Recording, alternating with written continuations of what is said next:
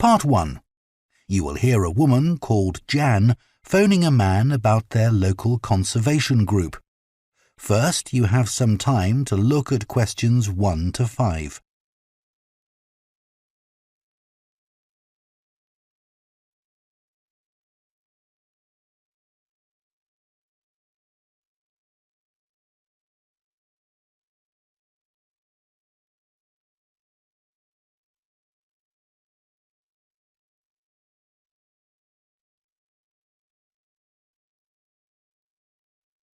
Now listen carefully and answer questions 1 to 5.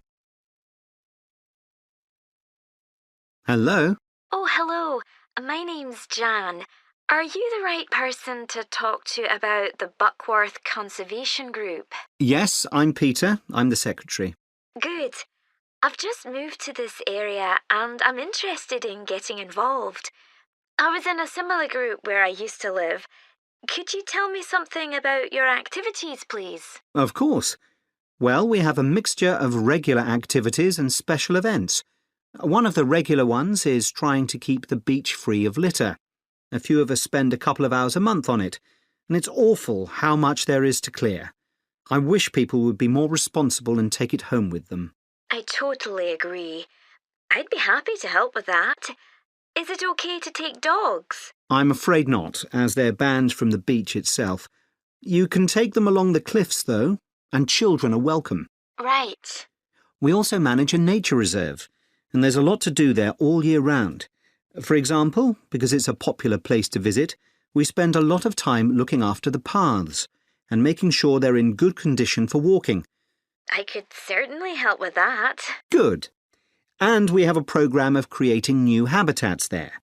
We've just finished making and installing nesting boxes for birds to use, and next we're going to work on encouraging insects.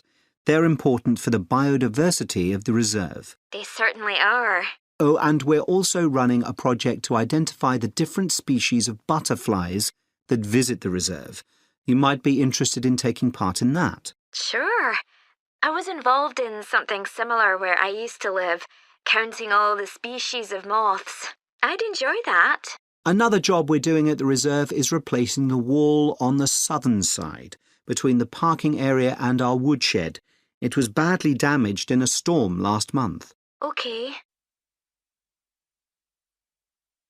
Before you hear the rest of the conversation, you have some time to look at questions 6 to 10.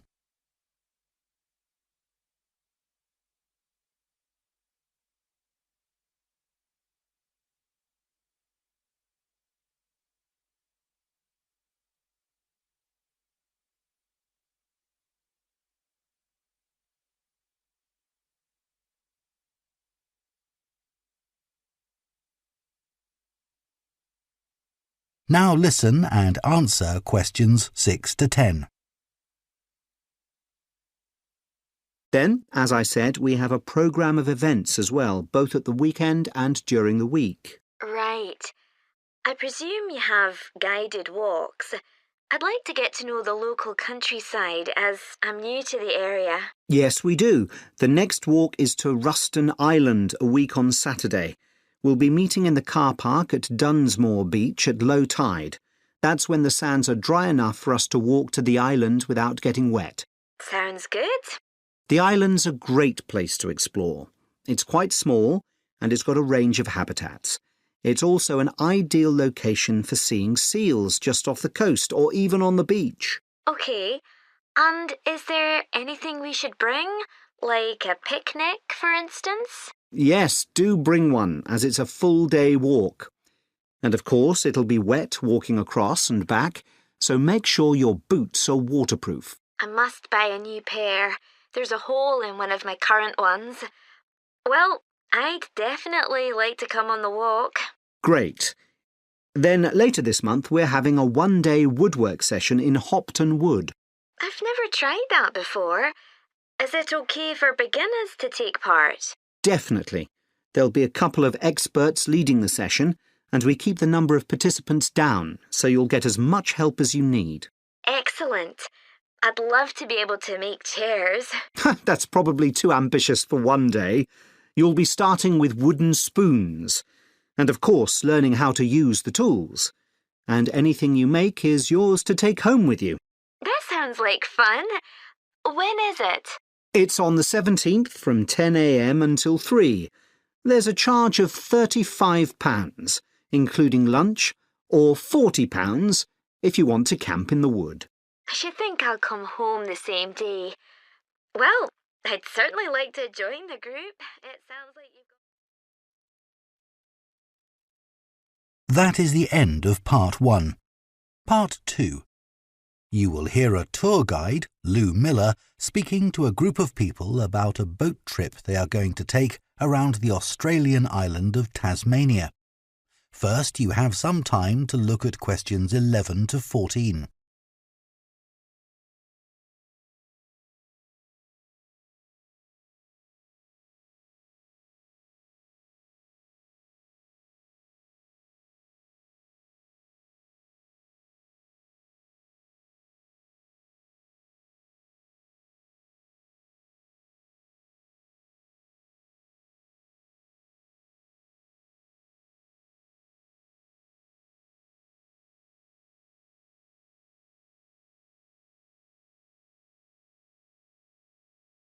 Now listen carefully and answer questions 11 to 14.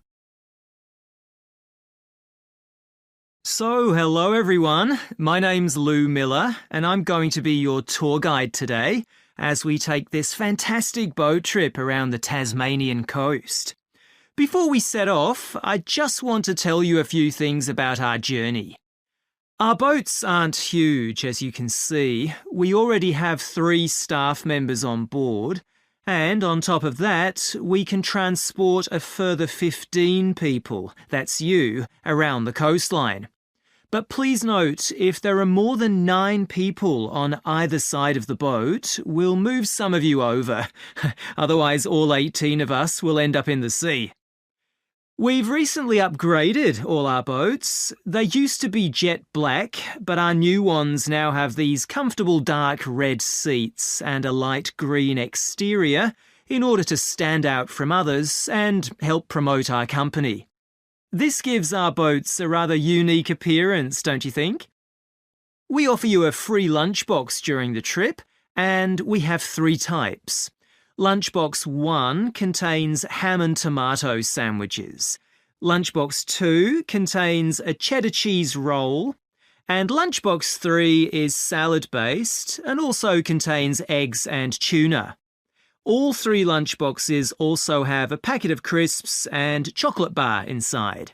Please let staff know which lunchbox you prefer.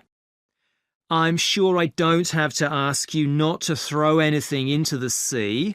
We don't have any bins to put litter in, but Jess, myself or Ray, our other guide, will collect it from you after lunch and put it all in a large plastic sack.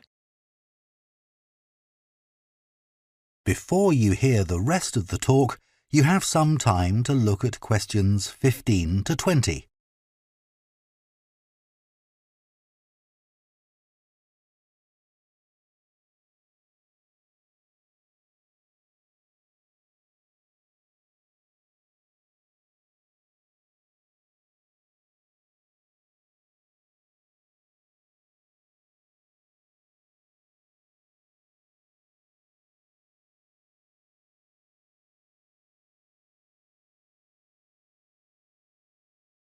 Now listen and answer questions 15 to 20.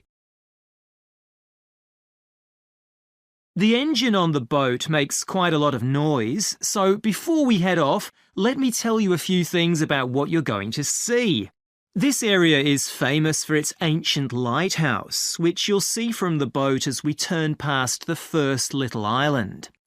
It was built in 1838 to protect sailors, as a number of shipwrecks had led to significant loss of life.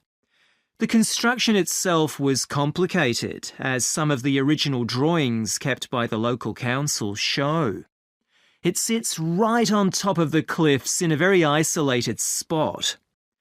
In the 19th century, there were many jobs there, such as polishing the brass lamps, chopping firewood, and cleaning windows that kept lighthouse keepers busy. These workers were mainly prison convicts until the middle of that century, when ordinary families willing to live in such circumstances took over. Some of you have asked me what creatures we can expect to see. I know everyone loves the penguins, but they're very shy and unfortunately tend to hide from passing boats. But you might see birds in the distance, such as sea eagles, flying around the cliff edges where they nest. When we get to the rocky area inhabited by fur seals, we'll stop and watch them swimming around the coast. They're inquisitive creatures, so don't be surprised if one pops up right in front of you. Their predators, orca whales, hunt along the coastline too, but spotting one of these is rare. Dolphins, on the other hand, can sometimes approach on their own or in groups as they ride the waves beside us. Lastly, I want to mention the caves. Tasmania is famous for its caves, and the ones we'll pass by are so amazing that people are lost for words when they see them. They can only be approached by sea, but if you feel that you want to see more than we're able to show you, then you can take a kayak into the area on another day, and one of our staff will give you more information on that. What we'll do is to go through a narrow channel, past some incredible rock formations, and from there we'll be able to see the openings to the caves, and at that point we'll talk to you about what lies beyond. That is the end of Part 2. Part 3. You will hear two veterinary science students called Diana and Tim discussing their work placements and their course modules. First, you have some time to look at questions 21 to 26.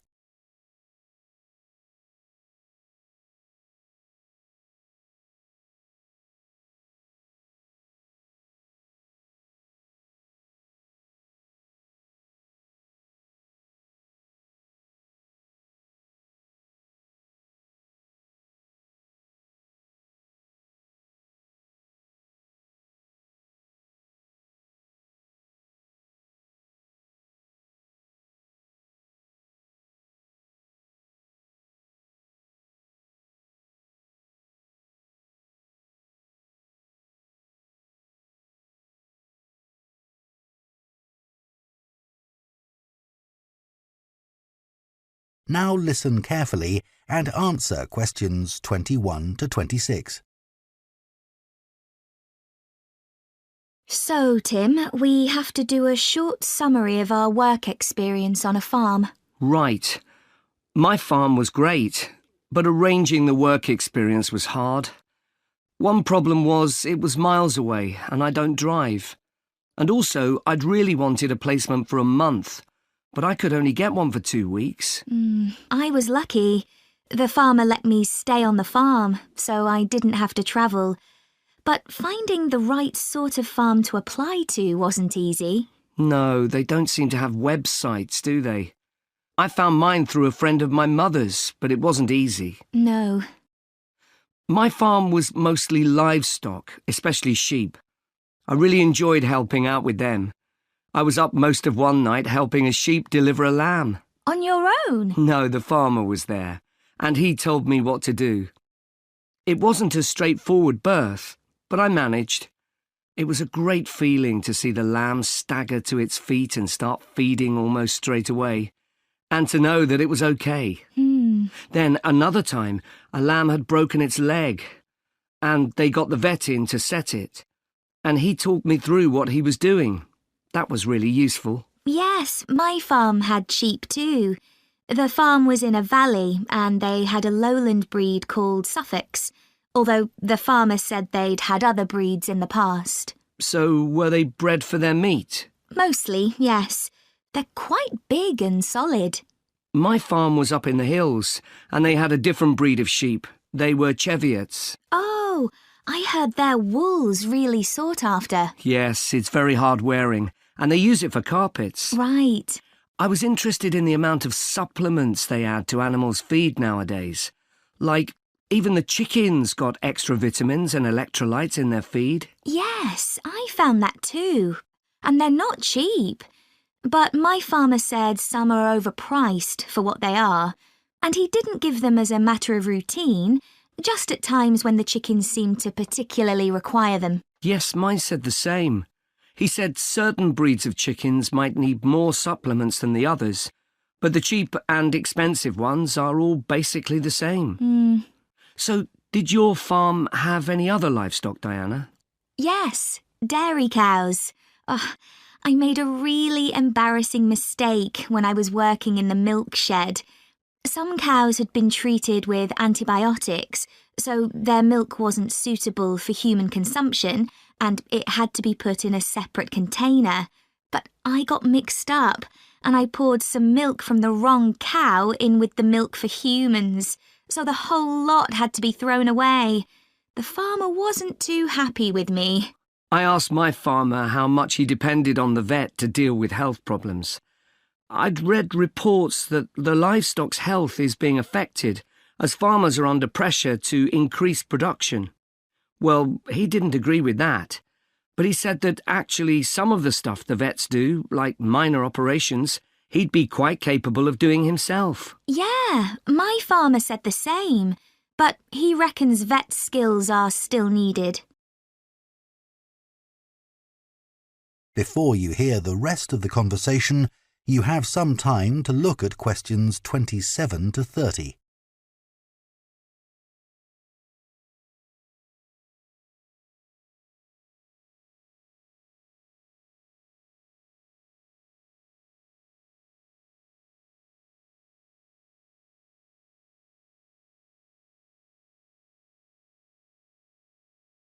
Now listen and answer questions 27 to 30. Now we've got to give a bit of feedback about last term's modules. Just short comments, apparently. Shall we do that now? OK, so medical terminology. Well, my heart sank when I saw that, especially right at the beginning of the course, and I did struggle with it. I thought it'd be hard, but actually I found it all quite straightforward. What did you think about diet and nutrition? OK, I suppose. Do you remember what they told us about pet food and the fact that there's such limited checking into whether or not it's contaminated? I mean, in comparison with the checks on food for humans, I thought that was terrible. I think the module that really impressed me was the animal disease one, when we looked at domesticated animals in different parts of the world, like camels and water buffalo and alpaca. The economies of so many countries depend on these, but scientists don't know much about the diseases that affect them. Yes. I thought they'd know a lot about ways of controlling and eradicating those diseases, but that's not the case at all. I loved the wildlife medication unit. Things like helping birds that have been caught in oil spills. That's something I hadn't thought about before. Yeah, I thought I might write my dissertation on something connected with that. Right. So, actually, I was thinking something along the same lines. That is the end of Part 3. Part 4. You will hear an anthropology student giving a presentation on spiral path designs known as labyrinths. First, you have some time to look at questions 31 to 40.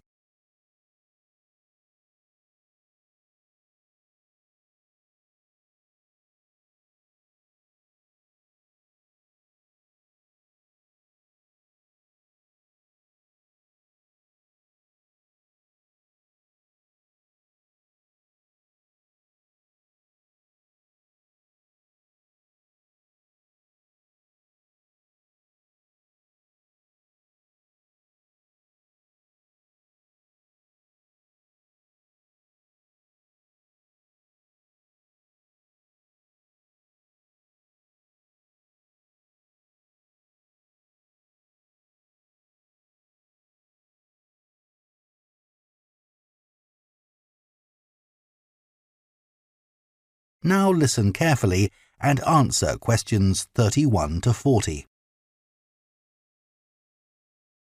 Labyrinths have existed for well over 4,000 years. Labyrinths and labyrinthine symbols have been found in regions as diverse as modern-day Turkey, Ireland, Greece, and India. There are various designs of labyrinth, but what they all have in common is a winding spiral path which leads to a central area. There is one starting point at the entrance, and the goal is to reach the central area. Finding your way through a labyrinth involves many twists and turns, but it's not possible to get lost, as there is only one single path. In modern times, the word labyrinth has taken on a different meaning and is often used as a synonym for a maze. A maze is quite different, as it is a kind of puzzle with an intricate network of paths. Mazes became fashionable in the 15th and 16th centuries in Europe and can still be found in the gardens of great houses and palaces. The paths are usually surrounded by thick, high hedges so that it's not possible to see over them. Entering a maze usually involves getting lost a few times before using logic to work out the pattern and find your way to the centre and then out again. There are lots of dead ends and paths which lead you back to where you started. The word maze is believed to come from a Scandinavian word for a state of confusion. This is where the word amazing comes from. Labyrinths, on the other hand, have a very different function. Although people now often refer to things they find complicated as labyrinths, this is not how they were seen in the past. The winding spiral of the labyrinth has been used for centuries as a metaphor for life's journey. It served as a spiritual reminder that there is purpose and meaning to our lives, and helped to give people a sense of direction. Labyrinths are thought to encourage a feeling of calm, and have been used as a meditation and prayer tool in many cultures over many centuries. The earliest examples of the labyrinth spiral pattern have been found carved into stone, from Sardinia to Scandinavia, from Arizona to India to Africa. In Europe, these spiral carvings date from the late Bronze Age. The Native American Pima tribe wove baskets with a circular labyrinth design that depicted their own cosmology. In ancient Greece, the labyrinth spiral was used on coins around 4,000 years ago. Labyrinths made of mosaics were commonly found in bathhouses, villas, and tombs throughout the Roman Empire. In northern Europe, there were actual physical labyrinths designed for walking on. These were cut into the turf or grass, usually in a circular pattern. The origin of these walking labyrinths remains unclear, but they were probably used for fertility rites, which may date back thousands of years. 11 examples of turf labyrinths survive today, including the largest one at Saffron Walden, England, which used to have a large tree in the middle of it.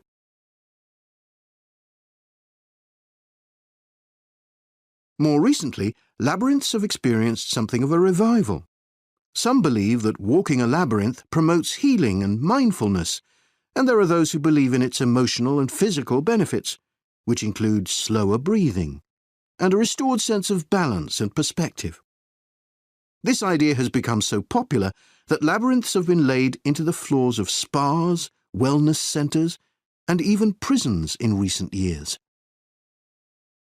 A pamphlet at Colorado Children's Hospital informs patients that walking a labyrinth can often calm people in the midst of a crisis. And apparently, it's not only patients who benefit. Many visitors find walking a labyrinth less stressful than sitting in a corridor or waiting room. Some doctors even walk the labyrinth during their breaks. In some hospitals, patients who can't walk can have a paper finger labyrinth brought to their bed. The science behind the theory is a little sketchy, but there are dozens of small-scale studies which support claims about the benefits of labyrinths. For example, one study found that walking a labyrinth provided short-term calming, relaxation and relief from anxiety for Alzheimer's patients. So what is it about labyrinths that makes their appeal so universal?